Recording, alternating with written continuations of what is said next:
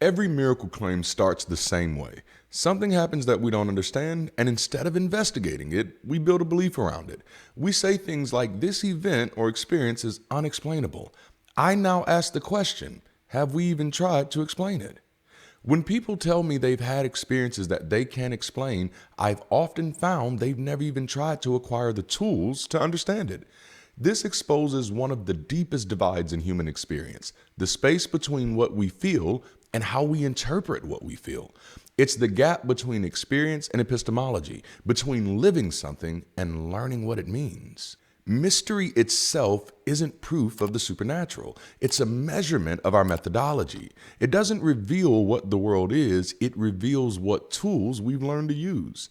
When someone says, I can't explain it, they might really be saying, I've never learned how to explain it. Think about that. Throughout history, every miracle has eventually bowed to a better instrument. The telescope, the microscope, the MRI, the math. The unknown keeps shrinking not because the world loses magic, but because we gain understanding. So maybe the real question isn't, did something unexplainable happen? It's, have we earned the right to explain it? Most people confuse I don't know with no one can know. That isn't humility, that's intellectual surrender. When early humans saw lightning, they didn't have meteorology, they had mythology. When they saw illness, they didn't have germ theory, they had demons. When they felt awe, fear, or beauty too big for human language, they didn't have neuroscience, they had gods. The pattern hasn't changed, only the costumes of ignorance have. We still interpret the unknown through the only frameworks we've inherited. It's not that the world stopped being mysterious, it's that we stopped being willing to investigate our mystery. We mistake the absence of immediate explanation for the presence of the extraordinary causes. And that's not wonder, that's resignation dressed up as reverence. I don't know, so I'm not going to try to know, and that's what makes it holy. True wonder doesn't hide behind clouds of mystery. It steps into the storm with a question in one hand and a notebook in the other. When someone says, I just know what I experienced, what they often mean is, I felt something powerful and I don't want that feeling to be wrong. Now, that's not dishonesty, it's defense. Understanding threatens the sacredness of the feeling, so they protect the feeling instead of interrogating it. But understanding doesn't destroy wonder. It refines it. It doesn't make the world smaller. It makes your awe more accurate. Because real clarity doesn't rob emotion of its power. It gives that power direction. The same brain that can create an illusion can also illuminate it if we're brave enough to let the truth touch our tenderness. Most people don't lack intelligence. They lack permission to use it. We grow up in systems that reward certainty more than curiosity. In some circles, doubt isn't a doorway, it's a sin. Whole institutions are built on the idea that not knowing is somehow noble, that questions are dangerous and obedience is sacred. So when something feels profound, people reach for the myths they've inherited, not because they're irrational, but because they've been under-resourced intellectually and over-socialized emotionally. They were trained to seek comfort, not comprehension, to protect belief, not pursue truth. And that's how societies stay devout but never develop, how people can be full of faith and still starving for understanding. Curiosity isn't the enemy of meaning. It's the only thing that keeps meaning alive. So when I say they've never tried to acquire the tools to understand it, I'm not talking about fancy degrees or scientific jargon. I'm talking about ways of seeing, because understanding isn't found, it's built. And the tools we use to build understanding are ancient, powerful, and available to everyone. Critical thinking. This is really where it starts. It's the ability to separate what you felt from what actually happened, to hold emotion in one hand and evidence in the other, and recognize that sincerity isn't the same as certainty. Critical thinking says, my perception is valid, but it's not the whole picture. That's not arrogance. That's intellectual maturity. There's also the scientific method, testing, falsifying, repeating. It's not just for laboratories, it's for life. It's how we learn that our first thought isn't always our best thought. It's how we turn what if into what is. The scientist doesn't worship the unknown, they work with it until it reveals its pattern. There's also philosophical reasoning. Now, this is the art of asking the kind of questions that stretch our reality. It's recognizing that perception has limits, that truth is often bigger than our beliefs, and humility is a form of intelligence.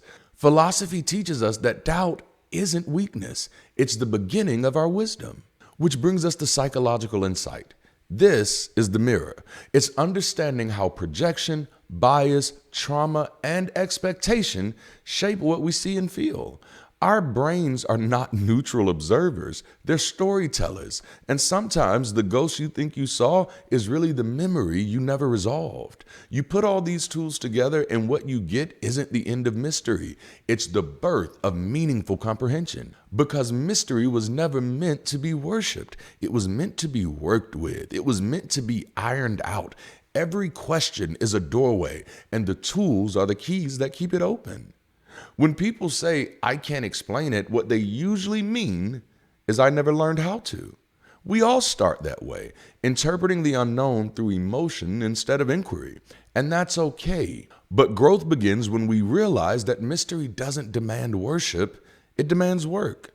The universe isn't hiding its secrets. We're not just asking the right questions yet. The sky doesn't whisper truth to the chosen. It speaks to the curious, to those willing to wonder and to work, to feel and to think, to be moved by the unknown without mistaking it for magic. Because the moment you stop worshiping mystery and start studying it, you don't lose faith, you gain understanding. And for my Abrahamic faith followers out there, I encourage you to, in all of your getting, get understanding. Because that's when all finally becomes enlightenment. We all love a good mystery, but a mystery isn't magic. It's just information we haven't decoded yet. Too often when someone says, I can't explain it, what they really mean is, I've never even tried to, and I don't want you to either. And that's where misunderstanding breeds mythology. Not because people are foolish, but because they were never taught another way. So let's look at a few familiar moments, the kind of stories that travel through rumor, church pulpits, and late night podcasts, and let's see what happens when we bring a few tools to the table. A popular one that I hear all the time in the South is I saw a UFO. You've heard it. I saw something in the sky I couldn't explain. It had to be aliens. But history is full of unexplained lights that were later explained just fine. Consider the Phoenix lights of 1997. Thousands swore the sky was filled with alien craft until the Air Force confirmed they were flares dropped by A-10 jets during training exercises. Or the now famous Tic Tac UFO videos.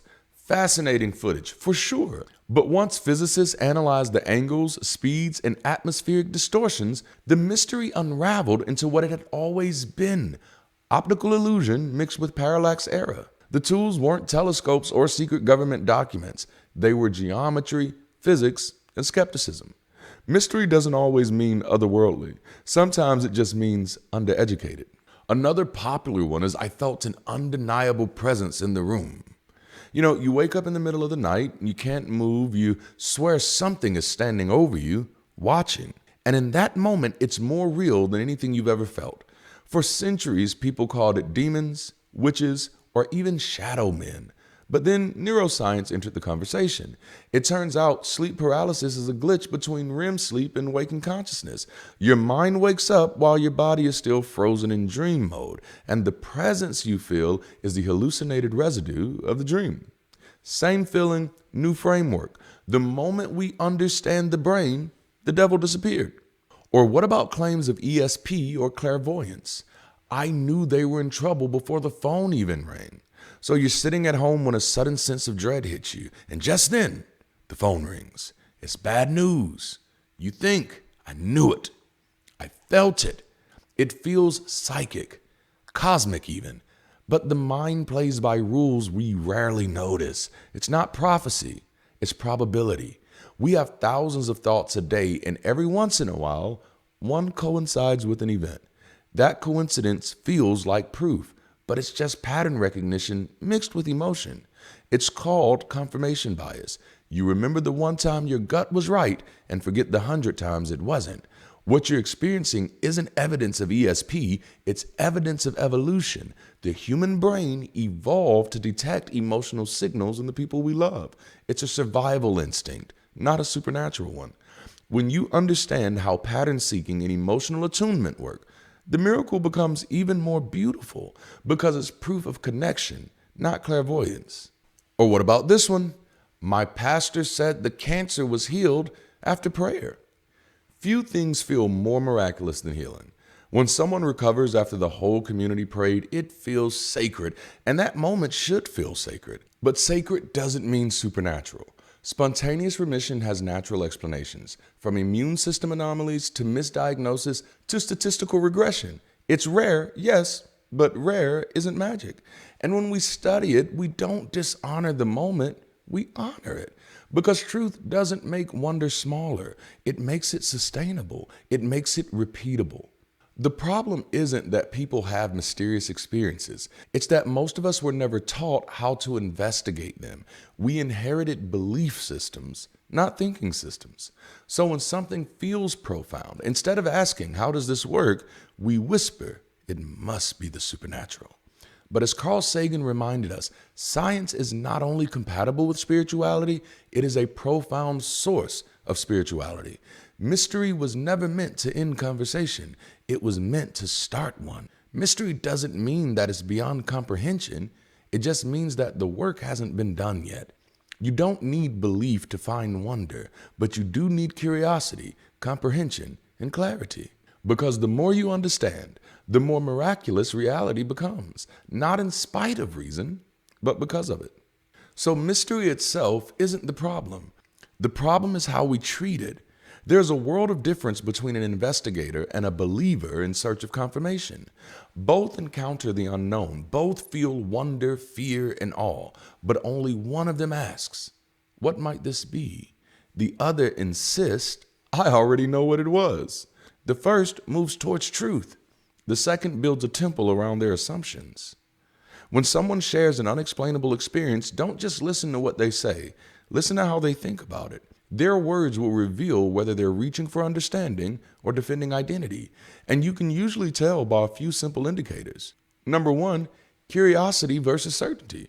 The curious person says, it was strange. I don't know what it was, but I'd love to figure it out. The certain person says, it was definitely a ghost. I know what I saw. You can't convince me otherwise. The difference?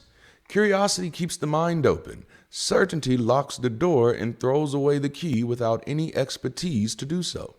Certainty, without investigation, is the surest sign that the mind has closed the case before it's even begun. Number two, inquiry versus interpretation. The investigator asks, what are the possible explanations? The investigator asks, what are the possible explanations? All of them. The interpreter declares, this proves what I already believed, and that's the only possible explanation. For example, someone hears a whisper while falling asleep. The investigator checks for airflow, tinnitus, or REM overlap. The interpreter says, that was my guardian angel. One is looking for truth, the other is looking for comfort. Both are human, but only one is learning.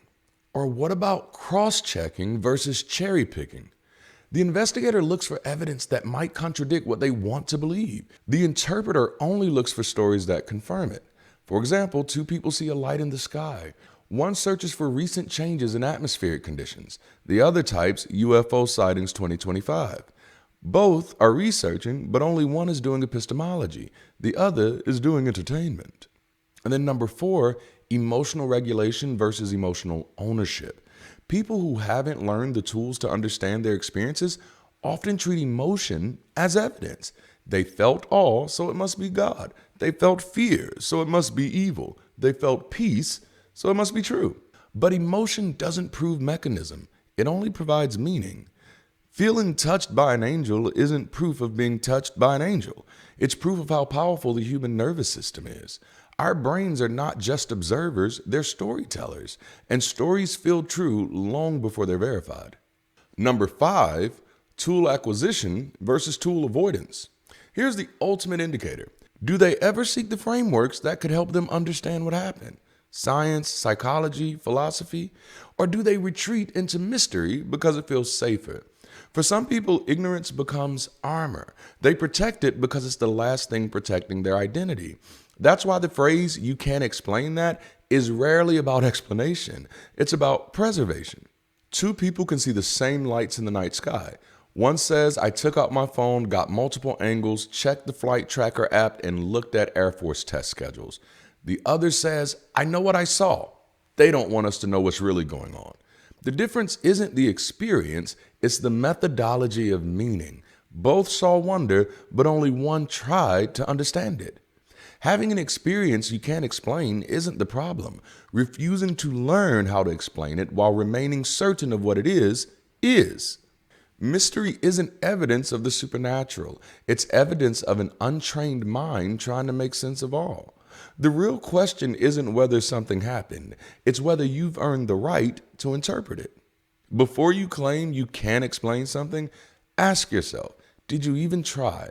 Because there's a difference between what can't be explained and what you simply haven't learned how to explain yet.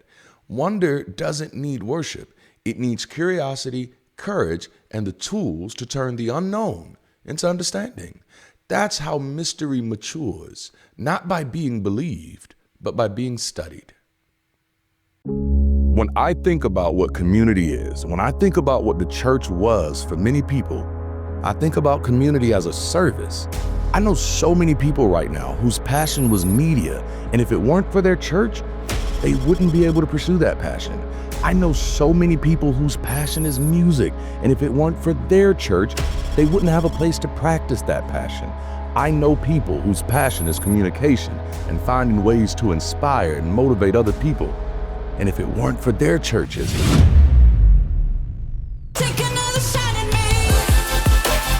church shouldn't be the only place that meets those needs.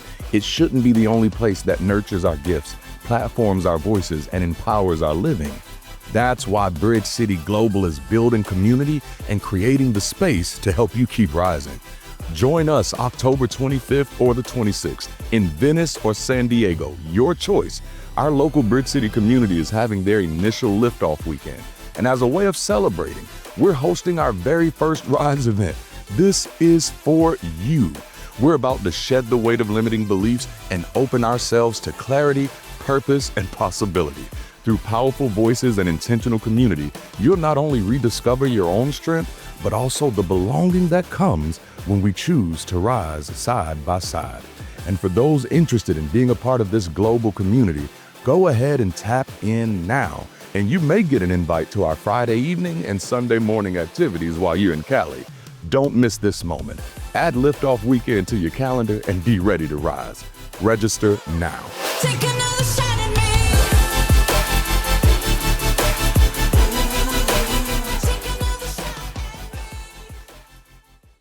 Y'all, I am so excited. Rise is right around the corner. You've seen the promo, but let me tell you about the experience. I have a personal and professional passion for building frameworks and tools that help people transform their lives. And at Rise, I'm going to be introducing you to a powerful narrative framework of deprogramming, reprogramming, and transforming using the language of purpose, preparation, and practical insight. I'll be honest with you, this event is not for everybody. It's for those who are not satisfied or content with sitting on the sidelines of life and community. It's for the people who are ready to get in the game, for those ready to take flight to help show humanity what is possible. So if you're ready to rise, click the link in the description to register today and meet me in LA or San Diego next weekend. Now, that's all for today. If you enjoy this channel and want to support this community, don't wait.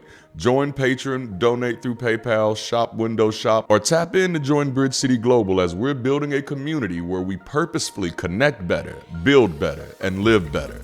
All of the links are in the description below. Thank you for your time, support, and partnership. Until next time, keep rising.